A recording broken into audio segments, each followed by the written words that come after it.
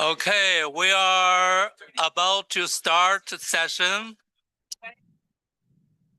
Could you please take a seat and move over into the meeting room? Yeah, it would be nice. Thank you so much.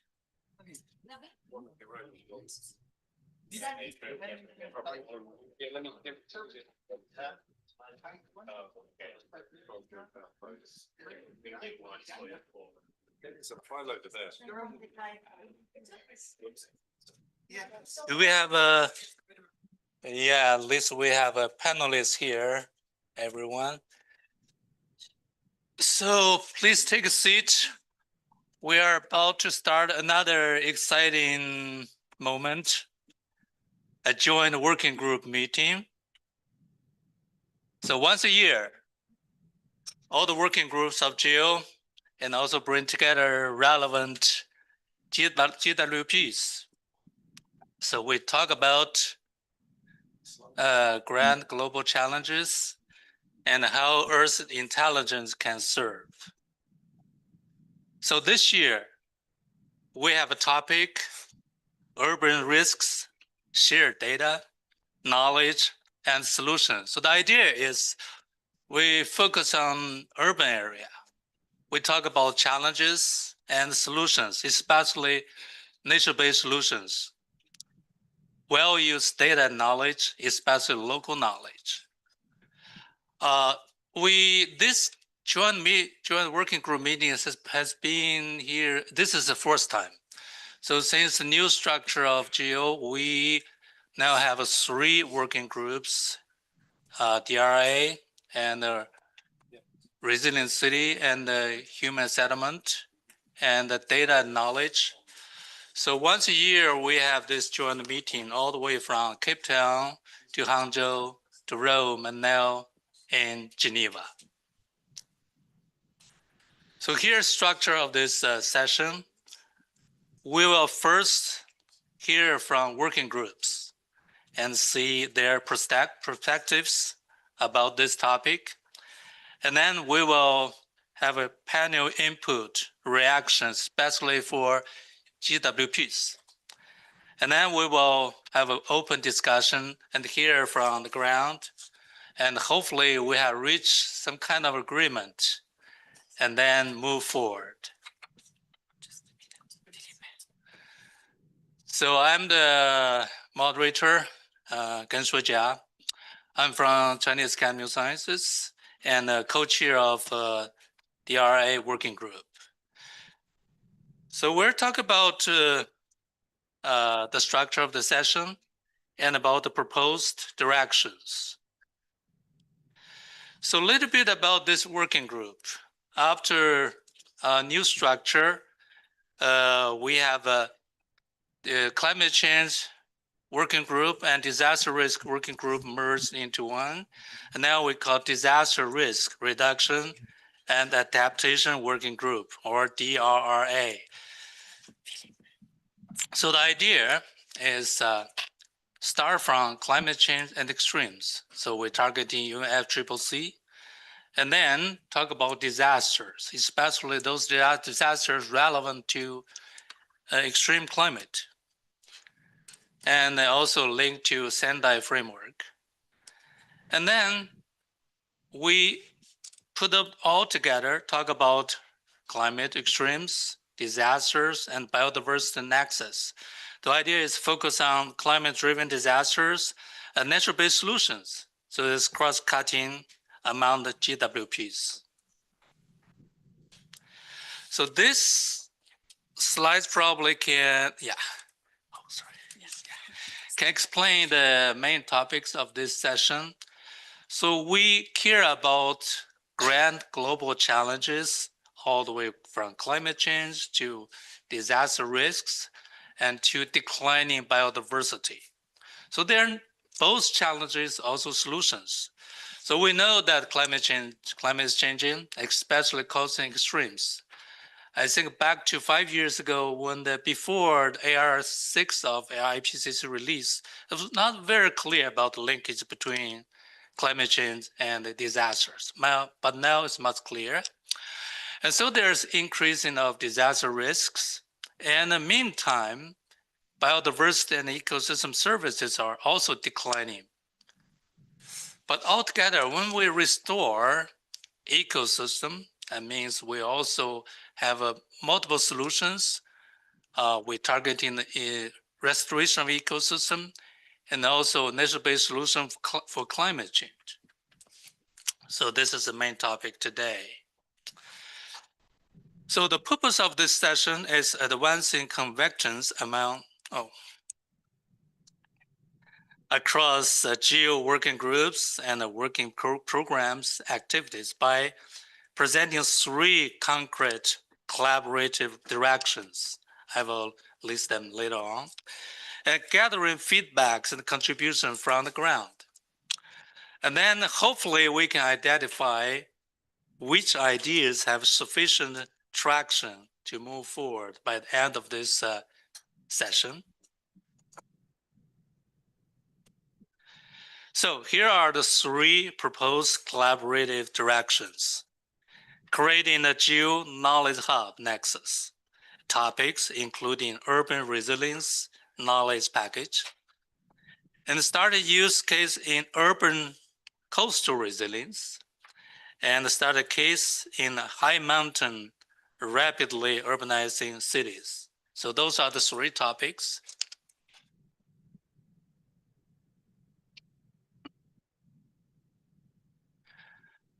Those topics are not coming from nowhere. About 2 months ago in March, we had an open house webinar. I think many of us probably on there, an online meeting. And during that meeting, we also focused on disaster risks, climate and biodiversity nexus.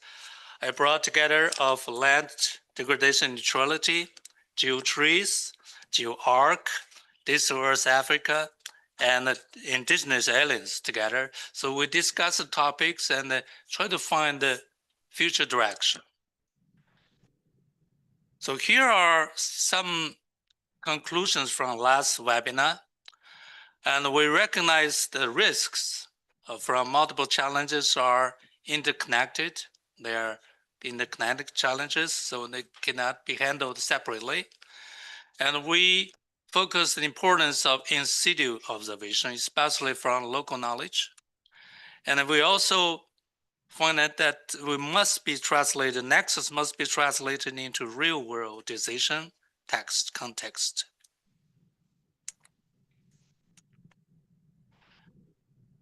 So based on this, we have those 3 directions proposed.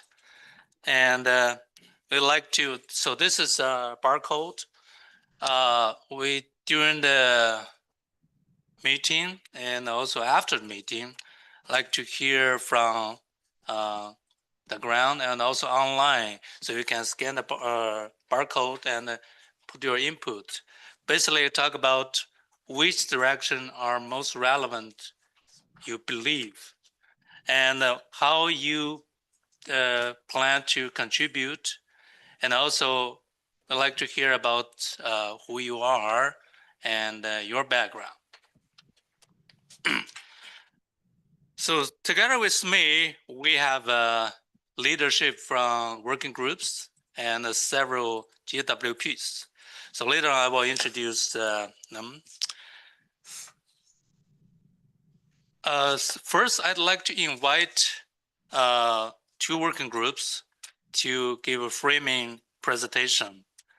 The first, I'd like to invite Kamakas Yasim Kanova from Data Knowledge Working Group and also Knowledge Hub. Welcome.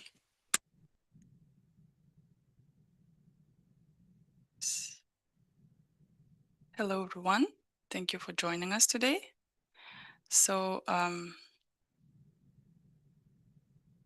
yes, as already mentioned that I'm representing the GEO Knowledge Hub and member of Data Knowledge Working Group.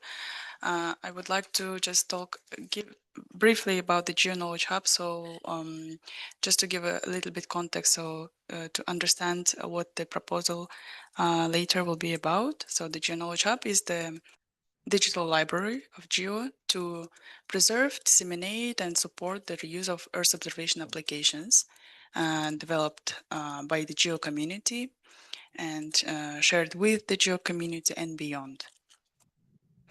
So in the GEO Knowledge Hub, we have two concepts: concept of a knowledge package and knowledge resources. So as you can see on this slide, there are different types of knowledge resources like satellite imageries, institute data, scripts, articles, and so on. And most of the time they are scattered in different places on GitHub, can be some training materials on YouTube, institute data on local drives, and so on. And to centralize all these resources, we have the concept of a knowledge package. The aim is to organize all the resources that used to create that knowledge, that application in one knowledge package. And each resources and the knowledge package itself has metadata. So like title, who are the authors, contributors, some keywords, date, and so on. And then resources itself and also the knowledge package both can be supported with files. So you can basically upload the data sets itself, the documents, so any types of files, and auxiliary resources. So to preserve this, we also, to preserve this knowledge and data and think about for the sustainability aspect, we can assign the digital object identifiers for the resources and package itself. And this is one example for you to have an understanding, if you never experienced the GEO Knowledge Hub, how the knowledge package looks like. So you can see the page of the knowledge package coming from World Pop. You can see at the bottom the resources, has dataset, publication, and software and other categories. And this package includes different types of resources. So it's basically a dataset. They have the method, they have the application, and the actual content of those resources are the tutorials, the application itself, the data they have used to produce this. So different type of content. So this is just to show you the quickly the overview of the package and resources in the GEO Knowledge Hub. And as we are today having this joint meeting, they would like to propose like two.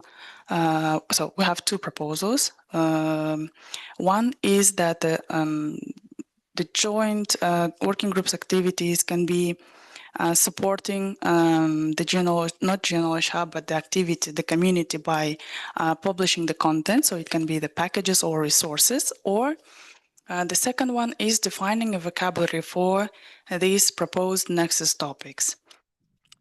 So in the GEO Knowledge Hub, we have vocabulary system to help enrich metadata of packages and resources. So how do we do this? For instance, by the each resource and package can have the thematic focus areas. They can also include SDGs, Paris Agreement, New Urban Agenda, and so on, or some defined vocabulary for the GEO communities. And the proposal is to develop vocabulary for this specific activity. This way, it will allow semantic consistency, and then it will also help for discoverability of the content, especially when the GEO Knowledge Hub is integrated with other systems. One example can be like NRE Hub next integration with the GEO Knowledge Hub. So this is another aspect. And also, once the vocabulary is defined, this can be applied for either new content coming to the GeoKnowledge Hub, or we can also map these existing content which is already in the GeoKnowledge Hub. So this is basically the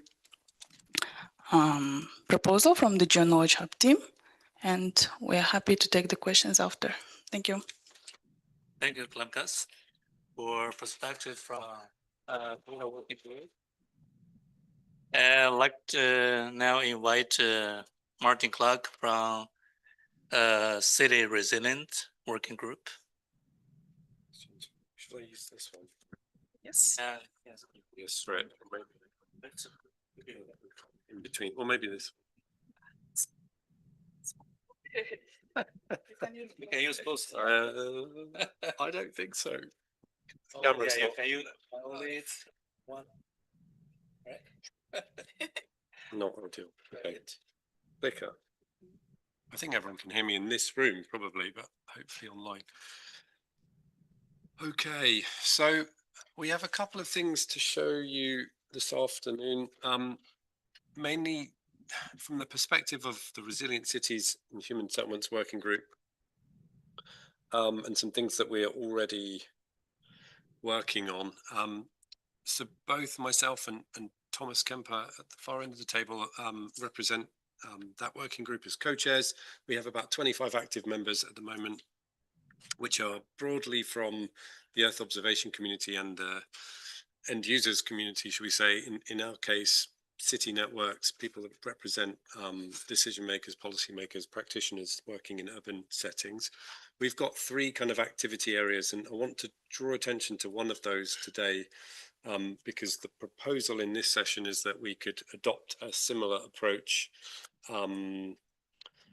to defining a use case, which we've been doing in the Resilient Cities Working Group, but apply it to the nexus area that we're discussing today, disaster risk reduction, urban and nature biodiversity.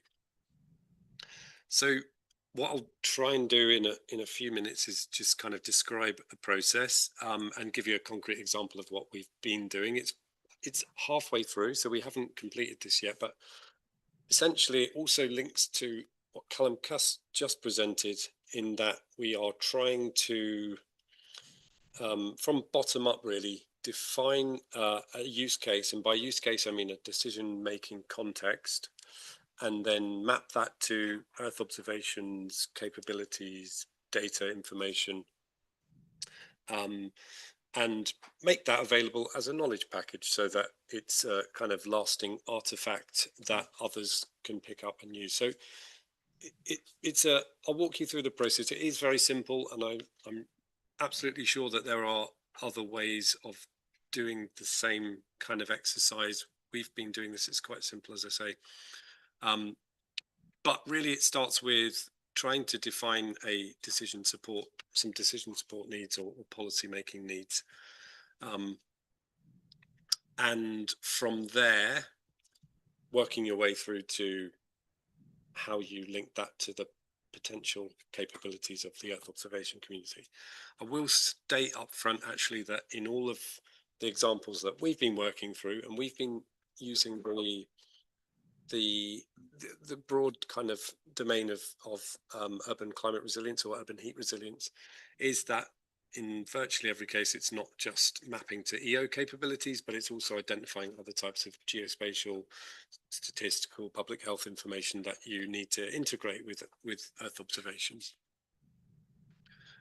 Anyway, we picked a kind of broad topic area, urban heat resilience, then through a series of interviews, and that's with some of our partners in city networks, cities themselves, folks implementing projects in the domain of heat resilience, and some desk-based research. We basically defined a compendium of 10 use case narratives, which is really just describing a decision-making context and the kind of systems, processes, governing arrangements that frame those decisions, and hinting at the kinds of data and information that a fictional person essentially needs in order to make those decisions. We've got the compendium complete, and I'll share a link of it to that in the chat. But the next thing we did, and we've just completed this, was to present the use cases at a workshop just to validate them and make sure that we're others agree that we've accurately captured how these decision-making contexts are described. The next bit that we're moving on to is to really then map that against data and information needs. And I'll give you an example now, just so it's a bit more concrete. But just as a slight relief from all of the text, we also kind of picked 10 use cases that spoke to a variety of temporal and spatial decision-making contexts. So some of these, as we're talking about climate change and the impacts of climate change and heat on urban residents, people that live and work in cities, some of these decisions are those that are taken in a very short sort of operational time space, hours or days. Some of them are looking a little bit further ahead, days and months perhaps, and as you see from the graph, looking further into the future. And we tried to capture a range of these, but we also tried to think a little bit about the institutional and economic context that some of these decisions are made. I would say we are comprehensive in this range of use cases we captured, but there is some level of generalization there too. Anyway, I'll just look at one in particular. And I thought this one was quite interesting because it sort of already speaks to this nexus area that we're discussing today: urbanization, nature-based solutions, and disaster risk reduction. And in this case, we have a kind of fictional user, a city urban planning director, who is looking at trying to make investments in green infrastructure, planting trees, developing parks, maybe regenerating parks, and trying to introduce some kind of nature-based cooling. We tried to describe in as much detail as possible some of the factors affecting how that person makes the decision. And as I said, this came from interviews with actual people doing this job, so it wasn't made up as such. So this person is clearly operating within some budgetary constraints and an enabling environment that sets out how they can plan. The next thing was like defining the actual decision. So really the director is trying to develop an investment plan for the next 5 to 10 years, which basically describes where and when to introduce green infrastructure and the intended benefits, and a costed plan so that they know how to mobilize resources for those investments. Then we get to a bit more concrete information on the types of information that person maybe already uses, or in a perfect world would like to have access to. So things like land surface temperature data on land use, on population, an existing inventory of green spaces, but also setting out a little bit of the context of what is not working in this current decision-making context. So perhaps the data sets are very fragmented, not integrated, and that's something ultimately they would like to see. And then we sort of put a sort of description on what the world would look like if it was more perfect, the types of metrics, data and information the director would need in order to strengthen the plan that they developed on investing in green infrastructure. Anyway, you can see it's kind of a very narrative, easy flow summary. This is a little bit of a summary of the compendium, but in any case, these are very simple narratives that we developed in conversation with people just like this. And then the next stage, as I say, is to then try and map that to more specifically the types of data and information that we need in order to understand thermal stress in an urban environment, how that would change, how it's changed historically and how it would change over time. Something around capturing the existing stock of green space and maybe the extent, but also the condition, and some of the cooling benefits that are already being provided. And then, as I said, some hints at the types of non-EO or non-climate data that this planning director might need to combine with the climate data to understand exposure and vulnerability and potentially impact. We also touch on some things like the fact that they are unlikely currently to have the right spatial or temporal resolution of some of this data and information. And so we've put the kind of models or data products that this director may need to access in the future. Anyway, the idea is then we package all this up for all of the use cases. There's another round of validation with the EO community, and we can then publish as a knowledge package in the GEO Knowledge Hub, and it becomes a reference resource for others to use. Maybe just one more slide. So I think we have two potential use case areas on the table already, Jensen, as you say, they didn't come from thin air. We discussed these at an earlier meeting, one on coastal settlement resilience and one on mountains. One other thing that we could offer, I think that we could start to think about, depending on which use case we select, is where we might like to think about adopting this use case framework, who we could go and speak to. So the logos on the screen speak to some of the members of our working group. We have very good connections with many of these, and they in turn have very good connections with city governments, urban local governments in very many parts of the world. The map is showing the location of the C40 city network, which is about 96 cities. Global Covenant of Mayors have something like 12 or 13,000 cities. And then some of the other groups on the slide here also allow us to kind of have that outreach to speaking to people who are trying to make decisions on disaster risk reduction in the context of urbanization.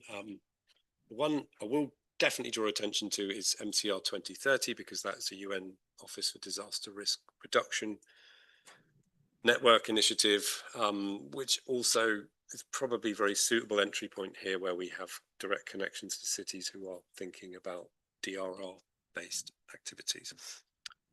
And I will leave it there and take any questions, or maybe we carry on. Thank you, Martin. Yeah, I think thank you for the concrete ideas about resilient cities. So now we already have a perspective from 3 working groups.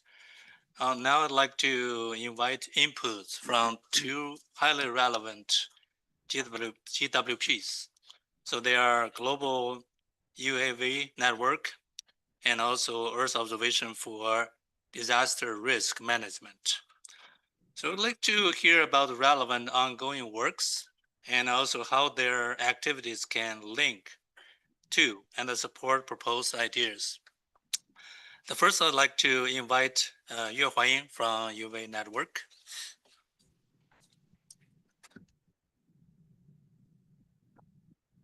Okay, good afternoon, everyone.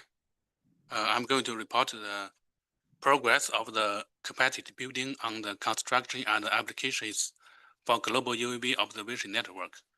Briefly to Global UAV Network. This is a new GWP, which is initiated by 3 countries, the institution from 3 countries, China and Nigeria and South Africa.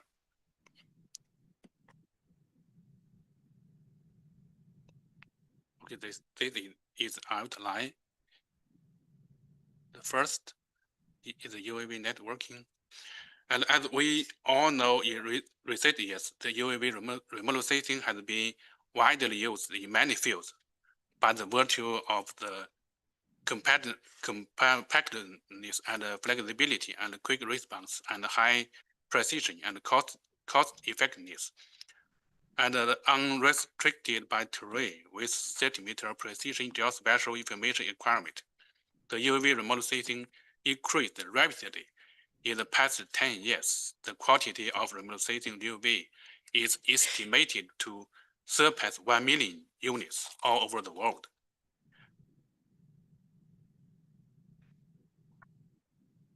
And recently, the UAV remote sensing technology has the trend as networking from single UAV to large-scale network. And autonomous unmanned operation without UAV pilot in the field watching. UAV observation network has become the only means to simultaneously provide centimeter level observation data and achieve extensive coverage.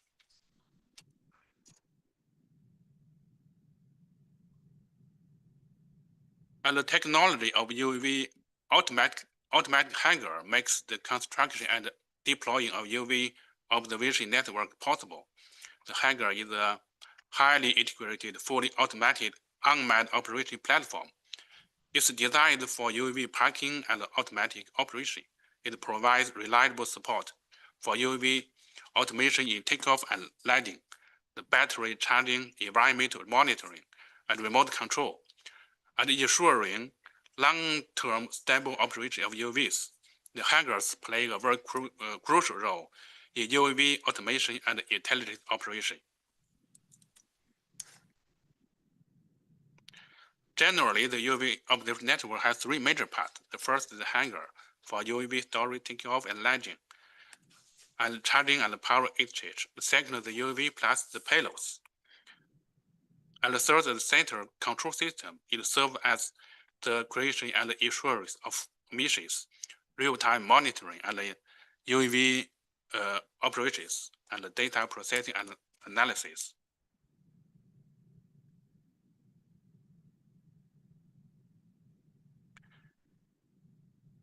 And combining the automatic hangar and UAVs, we have developed 4 types of UAV stages.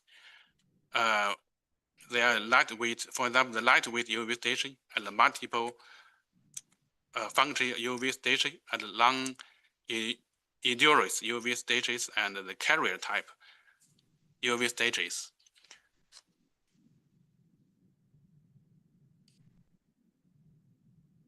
And also we developed the Zhongke Skynet UAV cloud platform to control all these UAV stages in network. It's a UAV observation network operation system. It integrates UAV command and scheduling, mission planning, and data management, and analysis and application. This platform is controlling more than 10,000 UAV stations we have deployed in China.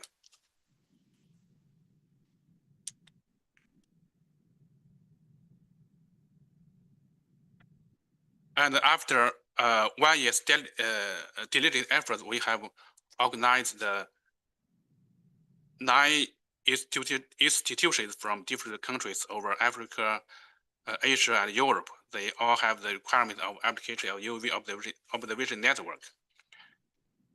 Now, this is an example from Nigeria of the oil field inspection. And we have signed the agreement, the research agreement with these institutions. And with the National Space Research and Development Agency of Nigeria, their demand of energy infrastructure monitoring and ecological and environmental monitoring. And for the National Transmission Company of South Africa, they are going to use the UAV network to do the power line inspection.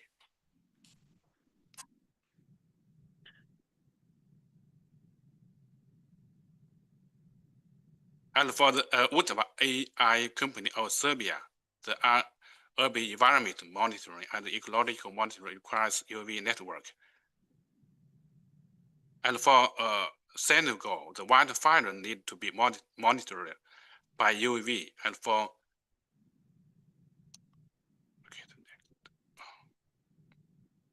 Nepal, the ecosystem and land use monitoring in the mid-mountain area of the West Himalaya and disaster risk monitoring, and Maldives marine environment monitoring and marine disaster early warning has the demands of UAV network. With all these corporations and the promotion of this GWP, we propose to establish the UAV observation network as a part of GEO infrastructure. Under this framework, with the corporations include the nickel research and the application development, we hope the UAV network could fill the observability gaps that are not covered by satellite remote sensing and the field observation, and it will serve as a decision-making need of local government and support the implementation of GEO post 2025 strategy, Earth intelligence for all. Okay, thank you. Thank you, Huiying. Now we invite Jampi Akami from EU for DRM. Okay, thank you. Nice to meet you all. My name is Junpei. I'm now working at the UNSPIDER team. Yeah, honestly, I didn't know so GEO knowledge hub before I joined this one, but thank you so much. I like the idea for your current class, your package or platform, and also Martin, your framework, yeah, bottom up base in the mapping system. So might be my use case could be one of the stuff. So yeah, my position, of course, I understand EO for DRM. Yeah, usually the UAV is also filling the gap, so the more close, small scale, but also EO for can take a big scale. So of course, UNSPIDER is a disaster base, but this Tonga project has also covered not only DRR, climate, and then possibly a mangrove, so the biodiversity nexus. I can align to this topic theme, I hope. So Tonga project was launched in 2023, and then the whole year 2024, we co-aligned with the CEOs and then developed a remote sensing, because they requested in the PGRSC Pacific Remote Sensing GIS conference.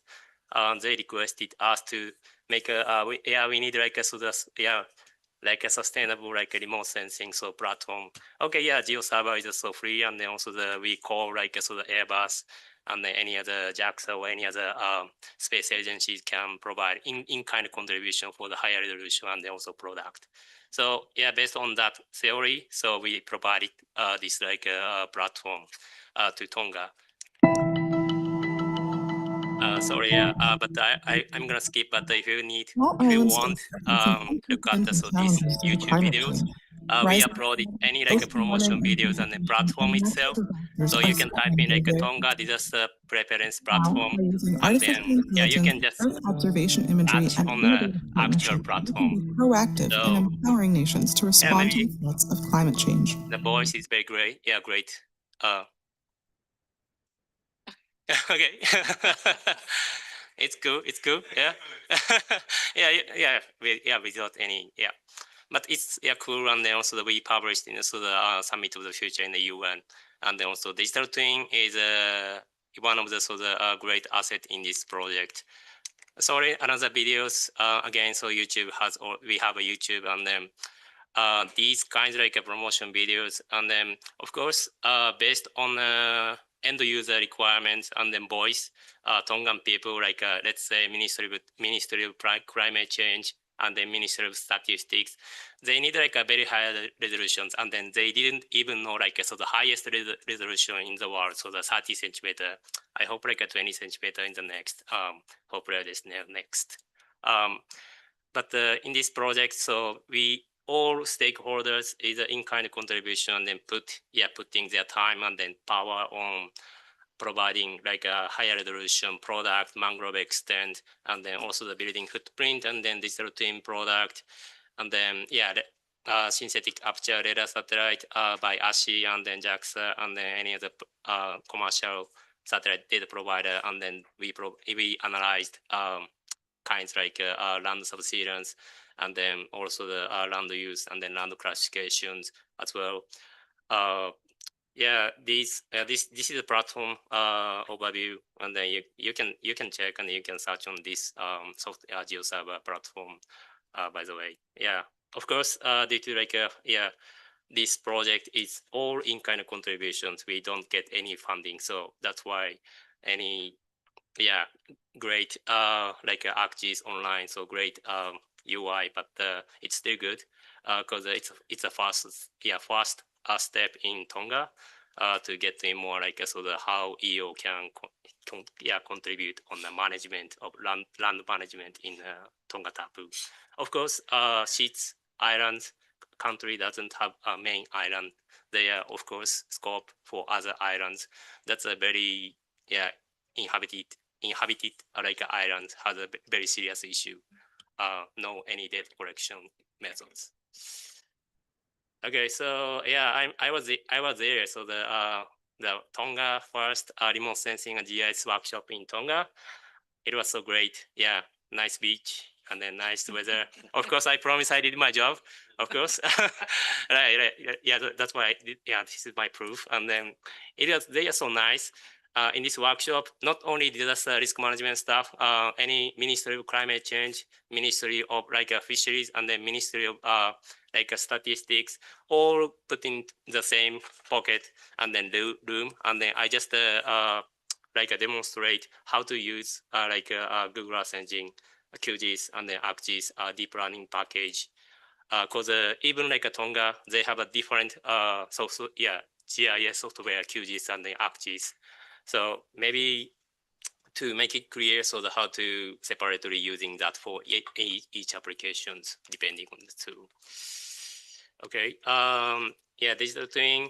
Maybe Laurent in the morning. So last 2 minutes. Digital twin is based on from this is also new, and then space data, and then Black Shark AI from US and then Japan space startups also in kind of contribution develop photorealistic digital twin product. Okay, I want to skip because Pacific doesn't have any the great data set in digital twin product, because sometimes Google and then IBM and then Microsoft has the global data set, but they didn't cover building height information. So from my side, so the message to this working group. So EO, of course, we can provide any use case like a Tonga, and then not only Tonga. So we provide Ghana and then Trinidad and Tobago, any SHITS island, because UN-USA is taking role like a Secretariat of Space for Ocean Alliance. So SHITS is very keen to the focal point from our side. So from my side, might be a second point. Third point, EO institute data and then socioeconomic indicators. These three components are very great DRR, climate, and then biodiversity nexus.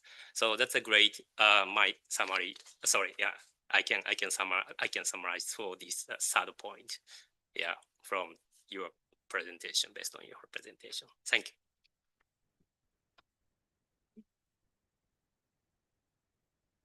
Thank you, JP. I think this is very relevant and informative. As mentioned, that there's a joint efforts between the working groups and working programs. So now come back to working groups.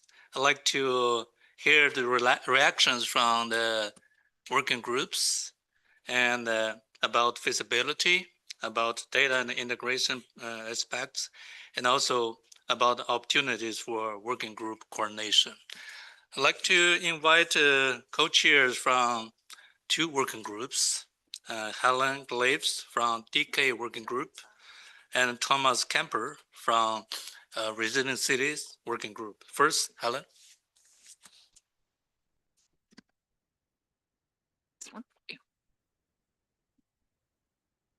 Yeah, thank you very much. So thank you for the introduction. We don't have slides, thank you. I'm currently the co-chair of the In Situ Data Working Group in GEO, and part of what I've been involved with recently has been some of the work around developing the GEO Knowledge Hub, or at least being on the periphery of some of the exciting work that's being done to develop the GEO Knowledge Hub. So I've been really pleased to have the opportunity to come here today and comment on an initiative that potentially builds on some of the work that Callum Cass has actually very eloquently provided and given a wonderful perspective on the capabilities of the GEO Knowledge Hub. But I also wanted to make some sort of broader comments on the concept of the nexus from DRR and climate and biodiversity, because I think this is a really powerful example of how different GEO work program activities can come together and work on common problems and actually leverage the activities that are happening in the GEO work program activities. I think from the perspective of the Data and Knowledge Working Group, I want to say that I think what's been presented today demonstrates the fact that there are a number of activities that can be integrated together that actually deliver added value for science and society. And certainly what we've been hearing about and the feasibility and the potential of developing this nexus within GEO highlights the opportunity to really promote the GEO stated mission and objectives within the GEO post-2025 strategy. I think Callum Cass has already showed a lot of the potential of how the GEO Knowledge Hub can support the creation of this nexus, both in terms of providing the resources for sharing the different data, but also the integration of the data and making the data as widely available and reusable as possible. And I think this is a fundamental part of what needs to be achieved. I would also say that I think the creation of this nexus provides also a fantastic model for how other GEO work program activities can come together in the GEO context and actually bring an added value from leveraging the expertise from more than one GEO work program activity. I also just quickly wanted to say something about how I see the formation of this nexus also supporting the GEO's in situ data strategy, which is very close to my heart at the moment because we've spent the last 7 years developing this strategy for GEO, which is aiming to actually ensure that in situ data is recognized as being as important in the GEO context as satellite-based observations. And I noticed in a number of the presentations that we heard from the panelists that in situ data was identified as being critical for the activities of this nexus. And I think the other thing that I also wanted to say was that I think this nexus demonstrates that there are a number of the priorities that are identified in the in situ data strategy that potentially will be directly addressed by the development of this nexus, particularly around integration of multidisciplinary data across different communities and different activities, but also ensuring that this data is as widely available for reuse as possible. And I was really excited to see my colleague here's slides where there was clearly direct activities with the communities who would benefit from the formation of this nexus. I think that was a really important message, not just for the activities of this nexus, but for GEO as a whole. I know Paolo's been saying a lot this week about co-production and, you know, the power of working together. And I think your exemplar that you just gave was a really good one, even if you did have a good time on the beach as well. I think the other thing I wanted to mention, and again, my colleague here has been working in Tonga, that I picked up from this is also the potential for this activity to identify some of the critical data gaps that exist in observing systems, and particularly the in situ observing systems, and how there are some really innovative approaches. We heard about the UAV network. You know, all of these types of innovation within the context of this nexus allow not only the identification of the data gaps, but potential solutions that then can be integrated into the GEO infrastructure. So I think this is a really exciting opportunity for GEO actually to develop this nexus and then to leverage the tools and activities that already exist, but also to promote some of the priorities for GEO with a really tangible and solid use case that cuts across multiple GEO work program activities. And I have to say, in conclusion, I was really excited to see the potential and the opportunities from this broad collaborative opportunity that I don't think only leverages the opportunity for collaborations in GEO, but also potentially forms those collaborative relationships that build the GEO community, but also enhance the resources that GEO is able to deliver via the GEO Knowledge Hub. Because ultimately, we're going to, through these activities, have additional data resources and tools and services that are not only available to the activities of this nexus, but also to the broader GEO community. So I was really excited to hear about all the different facets of what's being thought about in the context of developing this nexus. So thank you. Thank you, Helen. Now, Thomas. Yes, thank you. You gave me a hard time now because some of the points Sorry, Thomas. you addressed, I would have mentioned. I'll try to not repeat myself. But first of all, I wanted to step out a bit and really thank the dear Secretariat and those who made this event happening and make sure that this event is happening every time we meet, sort of, because I think this is really, really crucial because we have a disaster risk working group, the Resilient Cities and Human Settlement. Already Resilient Cities and Human Settlements, you see a huge overlap of the two. And yes, we try to talk to each other, but we are all very busy. We try to work in GEO on best efforts. So we need really events like this to come together and see where are those overlaps and how can we maximize the little contribution that we can make here. So that's really where I think this is already a big win that we are sitting here together and can discuss. So that's sort of as a pretext before then moving into the reactions to these new ideas.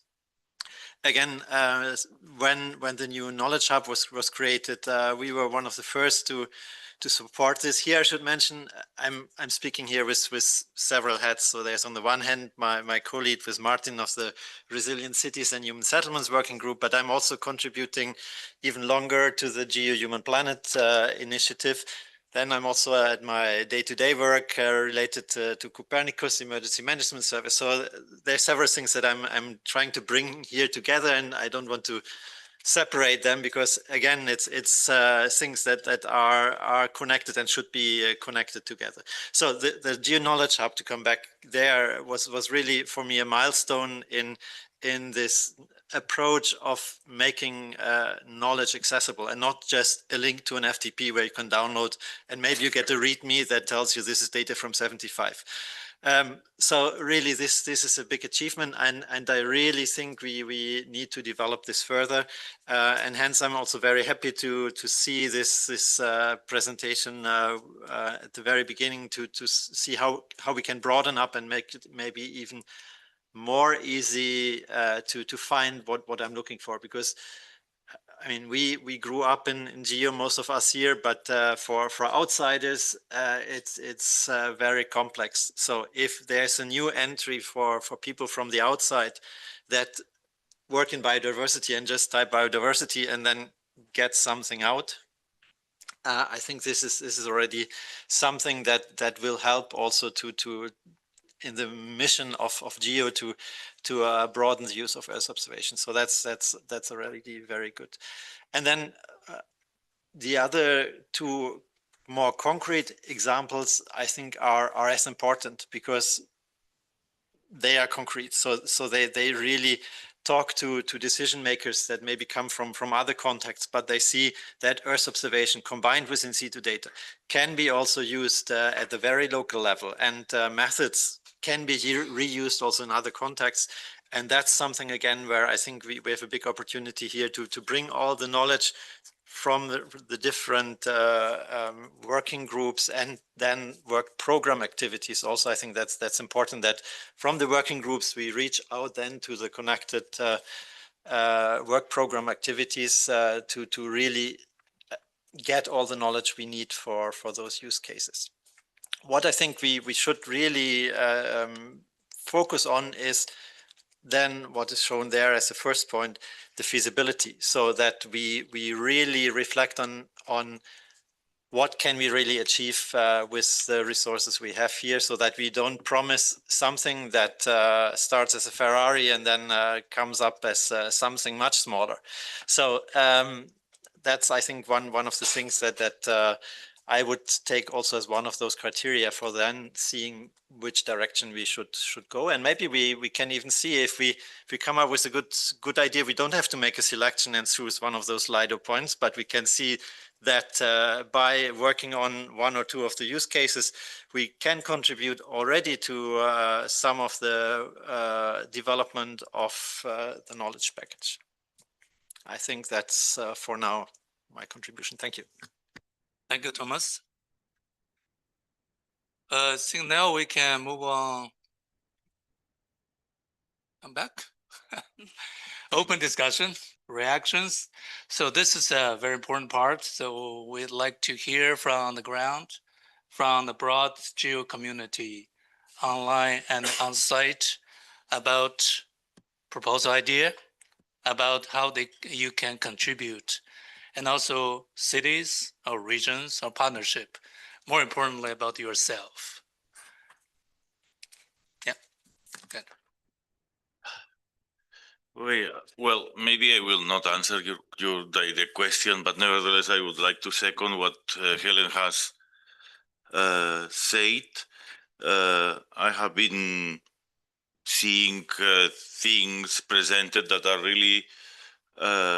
I'm seeing this from the in situ data working group, so I'm repeating myself. I'm seeing things presented that really map with the interest of the in situ group, and in particular to the deployment or implementation of the in situ strategy that we all hope can be, supported by everybody tomorrow. So, for instance, the UAVs that were presented, we have a dedicated sentence in the strategy that says incorporating novel sources of in situ data such as citizen science, Internet of Things, and drones, parentheses, UAVs. So it's definitely something connecting, and this we can generalize, no? So it's a bi-directional collaboration. This is what I'm trying to say. You are providing this new view from this kind of new platforms that are precisely necessary to implement the CITO strategy. And this is just one example. There are plenty of other examples where these activities can also be collaborating with the implementation of the in situ strategy. I'm really happy to see those, even when you sometimes misuse the term Earth observation referring it to satellite. Maybe it's because actually it's not a misuse. Maybe it's because actually you are referring to Earth observation as satellite, but also complemented by in situ. So again, it goes into that direction. And of course, the identification of gaps that was presented. So just going into a particular detail. So again, we have these GREX. We have been thinking about how the requirements presented to us can be actually covered or filled, and we have some, we call it pathways. One of those is a new sensor, a new technique appears in the domain, and now this new technique can somehow support some of the requirements that were already there. So that, and again, this is just one example of possible correlations, but I'm pretty sure that other pathways can be covered. Right? That's what I wanted to say.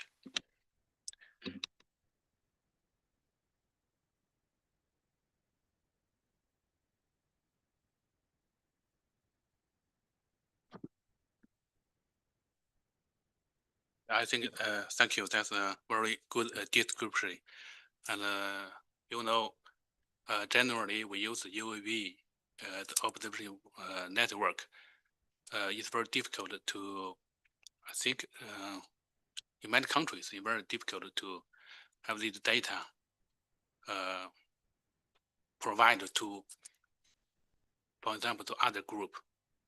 So generally we deployed this network and obtained the data for the local institution or the local government. for example, we have produced this system and these devices just how to say it, just for the collaborative partner. We just give them them all the system, and they acquire data, and they and use it for the local application, for local government or local institution. It's very difficult to share the data. But I think in the framework of GEO, maybe you can use these data to share the data for different GWPs or for different group. Now we are doing this. We are trying to do the data sharing in this framework, but I think there is also very difficult. But we can try and see. So okay, thank you.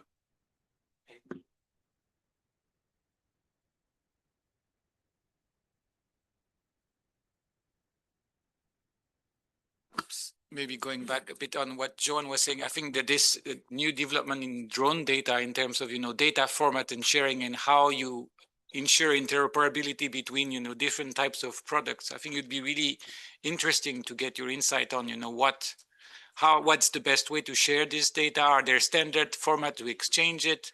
Is it collected in a standard manner everywhere by different agents, or, is your system just one of, so I think there's a lot of dimensions that could be explored.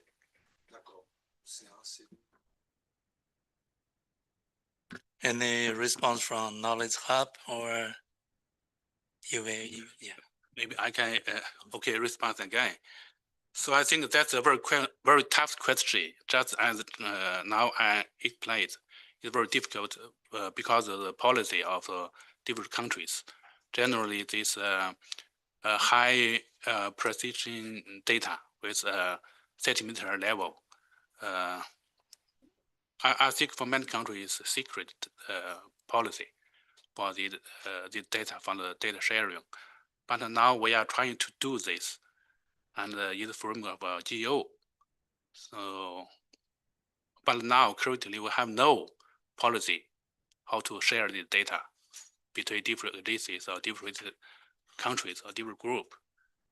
But I think it's difficult. But how to do it?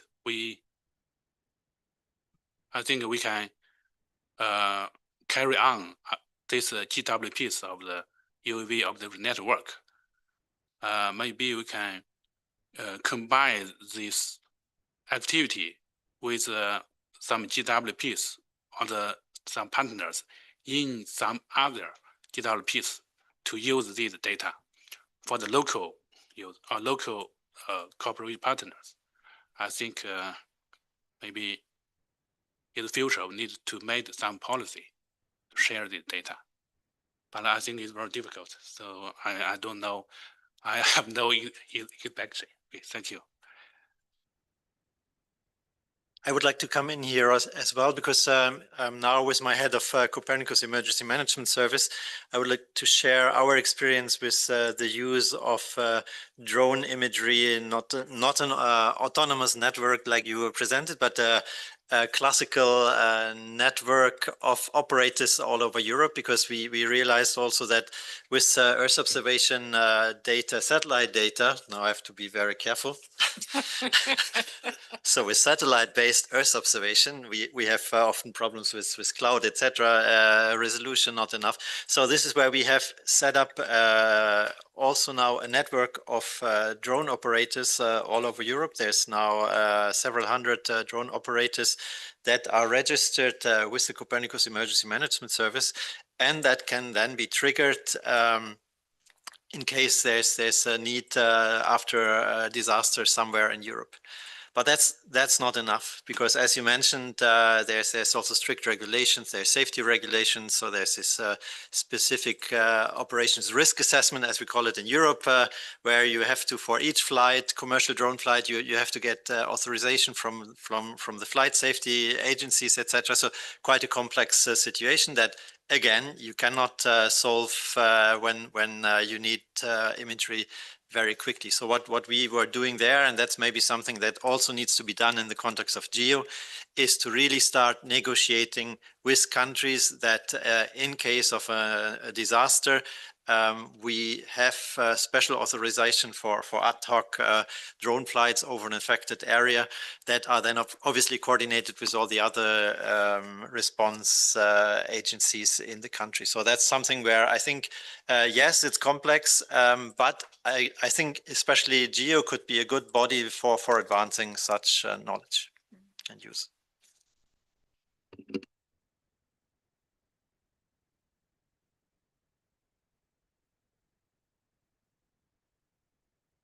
So just building on the remarks that my colleague here made about restricted access to data, one of the things that we've been working on in the in situ data subgroup is to better understand what are the specific barriers to open sharing of data.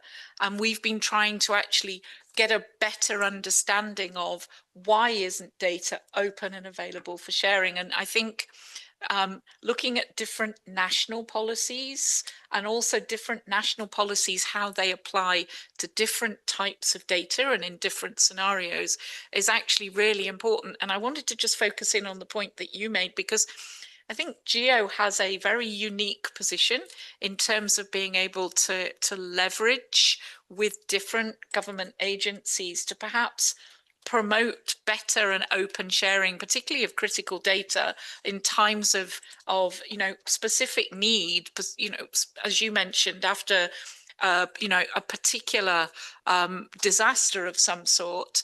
So I think part of this conversation is actually really interesting, because we can use potentially this nexus as an example of how we can better understand the specific challenges associated with particular types of data as they are applied for different applications. And I think this is something we should perhaps think of trying to use this nexus activity for, is to understand, is there a way of using this activity to break down some of those barriers to data sharing? Thank you for the response. Any other? Can I come back? Yeah. Ellen, just based on what you said. So I'm hearing a few things. One is around like existing capabilities, and we've heard some great examples of both satellite-based in situ. Complexity around collecting, sharing that information.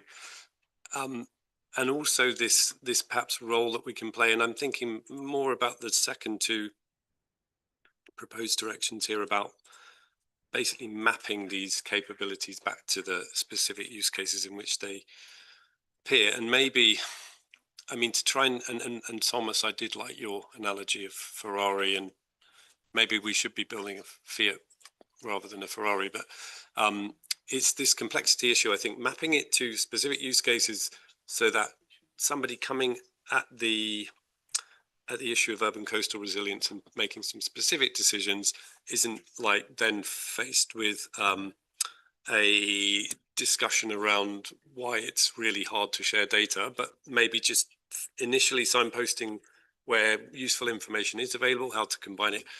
But in the process of doing that mapping, we are surfacing some of these bigger sort of structural challenges that the GEO community work program activities working groups can advance.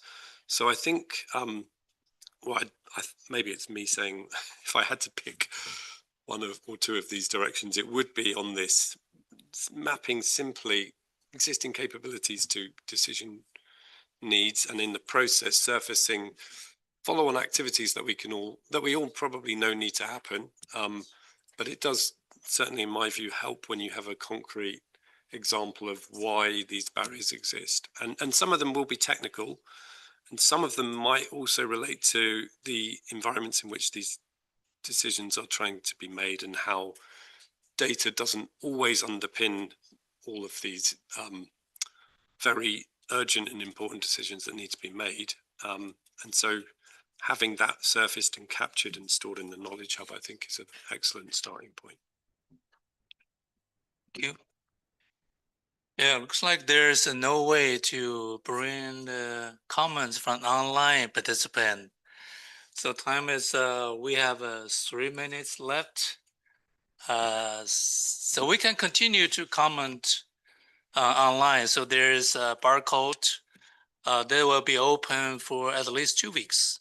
So we can continue to vote and also put your comments there.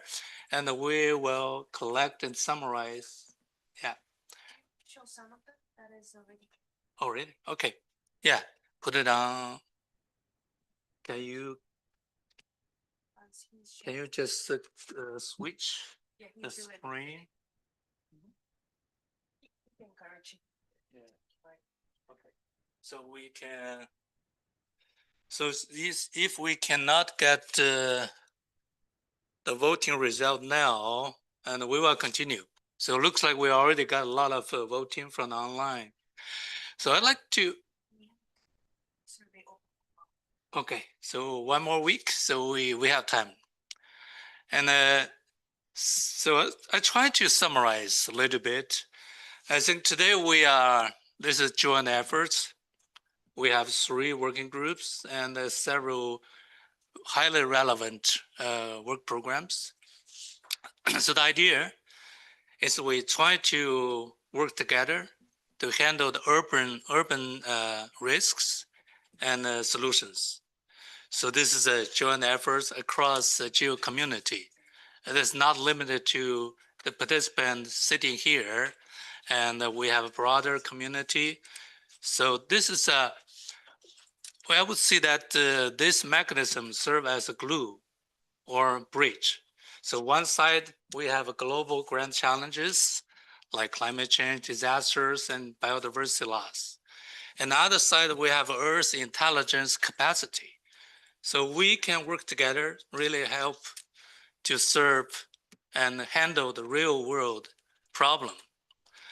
And so I'd like to thank all the participants here and the panelists and also the participants in this room and also online. And this is just a start. We just began, and so here we have proposal, so we can start work together and follow up, and we will report back. And then hopefully next year or several months later, we have some more concrete actions. So thank you again for everyone, and yeah, coffee break.